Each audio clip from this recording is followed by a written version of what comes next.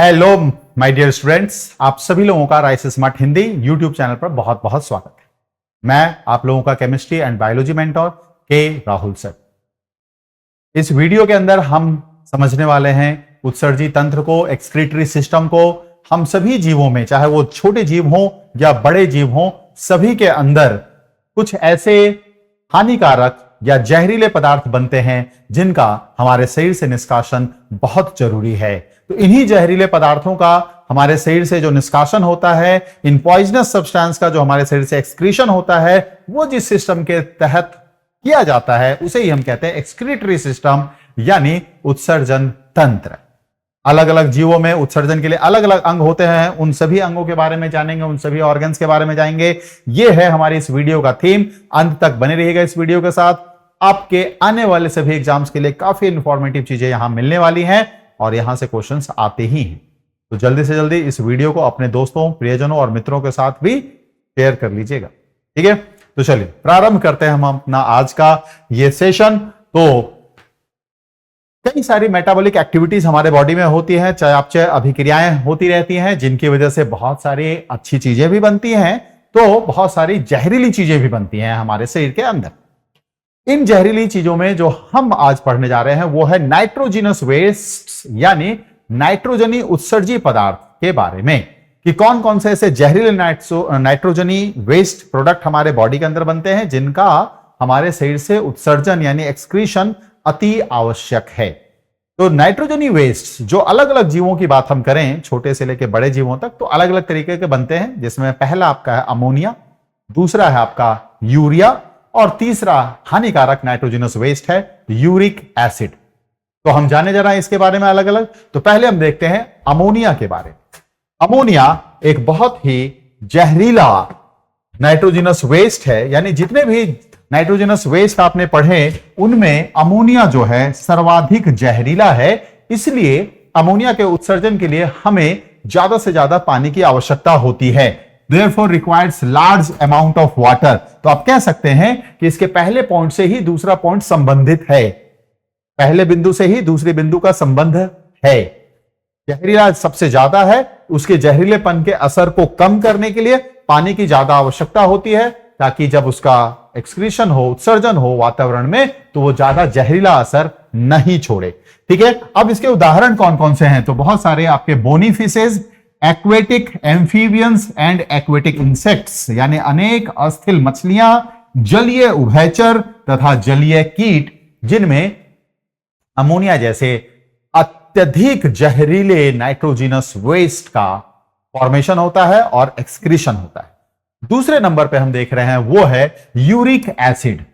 Uric acid जो है वो लिस्ट पॉइजनस है, लिस्ट टॉक्सिक या लिस्ट पॉइजनस। अमोनिया जहां एक तरफ हाईली पॉइजनस, यूरिक एसिड वहीं दूसरी तरफ लिस्ट पॉइजनस, लिस्ट टॉक्सिक। तो ये सबसे कम जहरीला है, इसलिए इसके उत्सर्जन में जो पानी की आवश्यकता होगी वो भी अत्यंत कम होगी, यानी कि ना के बराबर। और अत्यधिक केसेस में यह देखा जाता है कि इन जीवों से जो यूरिक एसिड निकलता है वो सॉलिड क्रिस्टल के रूप में निकलता है, लिक्विड के रूप में नहीं निकलता।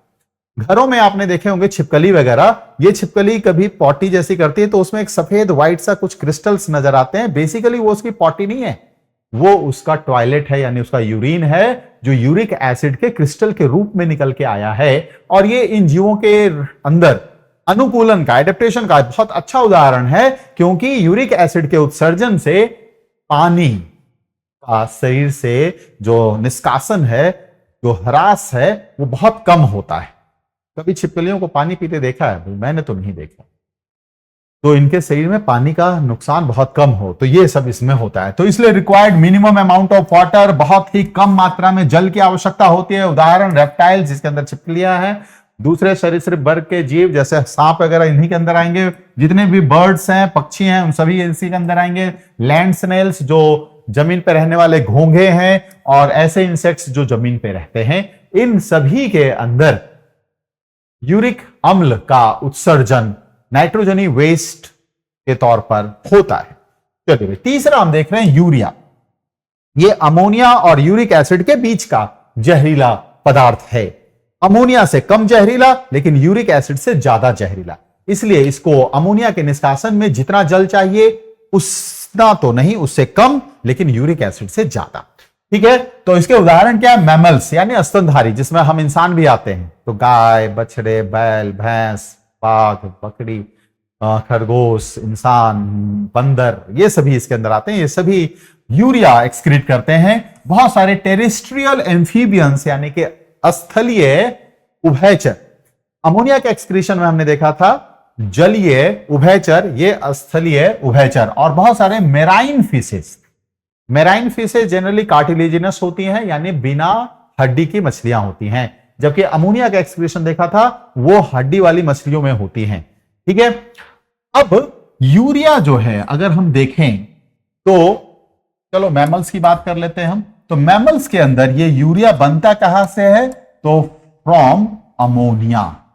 ठीक है, तो मैमल्स के अंदर यूरिया का फॉर्मेशन जो होता है फ्रॉम अमोनिया। ठीक है, यानी हमारे अंदर यूरिया डायरेक्ट नहीं बनता, पहले अमोनिया बनता है, फिर इस अमोनिया को लीवर में यूरिया के रूप में कन्वर्ट कर दिया जाता है। यानी यूरिया जो नाइट्रोजनी वेस्ट्स हैं हम इंसानों के अंदर भी, ये बनते कहां पर हैं? लीवर के अंदर, और लीवर जो है अमोनिया को बदल देता है यूरिया के अंदर, और ये अमोनिया को ये क्या बदल देता है? यूरिया में, और ये पूरा एक साइक्लिक प्रोसेस होता है, और इसे हम कहते हैं ऑर्निथिन साइकिल, है ना। तो इसे हम किस साइकिल के नाम से जानते हैं? तो ऑर्निथिन साइकिल के नाम से जानते हैं। ठीक है,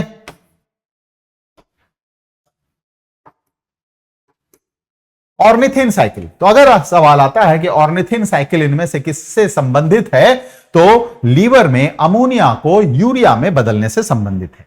ठीक है, अब ये जो यूरिया बना ये पहुंच जाता है ब्लड में, और फिर जब ये ब्लड किडनी से होकर पास होता है, हमारे वृक्क से होकर पास होता है, तो ये किडनी उस यूरिया को कर लेता है फिल्टर, यानी छान लेता है।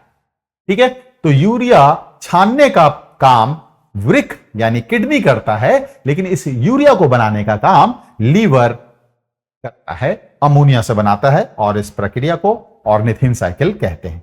चलिए अब हम जरा देखते हैं कि अलग अलग जीवों में अलग अलग उत्सर्जी अंग कौन कौन से होते हैं। तो सबसे पहले देखें कि उत्सर्जी एक्सक्रीटरी ऑर्गन और एनिमल्स। तो पहला हमारा है प्रोटोनेफ्रिडिया या फ्लेम सेल्स। प्रोटोनेफ्रिडिया या फ्लेम सेल्स, और ये किसमें पाया जाता है? प्लेटीहेल्मिन्थ, जिसे हम चपटे कृमि के नाम से जानते हैं, फ्लैटवर्म कॉमन नेम, और इसके उदाहरण है प्लानेरिया, टीनिया या फेसियोला। ये तीन जो है, ये उदाहरण जो है वो किसके हैं? प्लेटीहेल्मिन्थ के। अब प्लेटीहेल्मिन्थ के अलावा और किन जीवों में फ्लेम सेल्स या प्रोटोनेफ्रिडिया एक उत्सर्जी अंग के तौर पर देखने को मिलता है? तो ये है रोटिफर्स और एम्फिऑक्सस। तो तीन हो गए, प्लेटीहेल्मिन्थ, रोटिफर्स, एम्फिऑक्सस। ठीक है, दूसरा एग्जांपल देखते हैं, वो है नेफ्रिडिया। प्रोटोनेफ्रिडिया यानी नेफ्रिडिया का भी थोड़ा सा अविकसित रूप, अब थोड़ा ज्यादा विकसित हो गया ना, तो उसे हम नेफ्रिडिया कह रहे हैं, जो एनेलिडा के अंदर देखने को मिलता है, जिसका एक बहुत ही कॉमन एग्जांपल है अर्थवॉर्म। नेक्स्ट एग्जांपल आपका मालपीगियन ट्यूब्यूल्स, जो देखने को मिलता है आर्थ्रोपोडा संघ के अंदर, आर्थ्रोपोडा फाइलम में, जिसके उदाहरण है कॉकरोच, हाउस फ्लाई। नेक्स्ट हम देख रहे हैं एंटीनल ग्लैंड्स, या इसी को हम कहते हैं ग्रीन ग्लैंड्स। प्रोटोनेफ्रिडिया को फ्लेम सेल्स, ये ग्रीन ग्लैंड्स या एंटीनल ग्लैंड्स, जो क्रस्टेशियंस यानी कि प्राउंस में होते हैं। प्राउंस भी एक तरह से एनेलिडा का ही सदस्य होता है। किडनी यानी वृक्क, ये किसमें देखने को मिलता है? वर्टिब्रेट्स, यानी जिनमें ये रीढ़ की हड्डी होती है, रीढ़ की हड्डीधारी, यानी कि मेरुरज्जु या कह सकते हो मेरुदंड जिनमें होता है, रीढ़ की हड्डी होती है, उनको हम वर्टिब्रेट्स कहते हैं। नेक्स्ट उदाहरण हमारा है कॉक्सल ग्लैंड, ग्रीन ग्लैंड, और नेक्स्ट ये कॉक्सल ग्लैंड्स। ये किन में देखने को मिलता है? ये एरेक्निड्स के अंदर देखने को मिलता है, जिसके उदाहरण है spiders, scorpions, ticks and crabs. ठीक है, तो अगर देखा जाए तो क्रस्टेशियंस और एरेक्निड्स ये भी आर्थ्रोपोडा के ही अंदर के उप समूह हैं। लेकिन अलग अलग आपको इसको याद रखना पड़ेगा। चलिए अब हिंदी भाषी बच्चों के लिए जरा हम यही सब चीज हिंदी में देख लेते हैं। तो उत्सर्जी अंग और उसके संबंधित जंतुओं के नाम।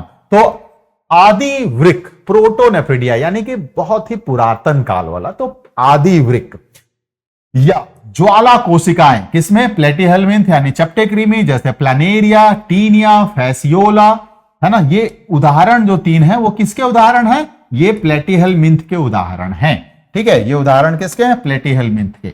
रोटीफर और एम्फिऑक्सस ये भी अलग एक समूह है प्लेटिहेल्मिन्थ की तरह, जिनमें आदि वृक्क पाया जाता है यानी प्रोटोनेफ्रिडिया पाया जाता है। वृक्क यानी नेफ्रिडिया किसमें, एनिलिडा जैसे केचुआ यानी अर्थवॉर्म।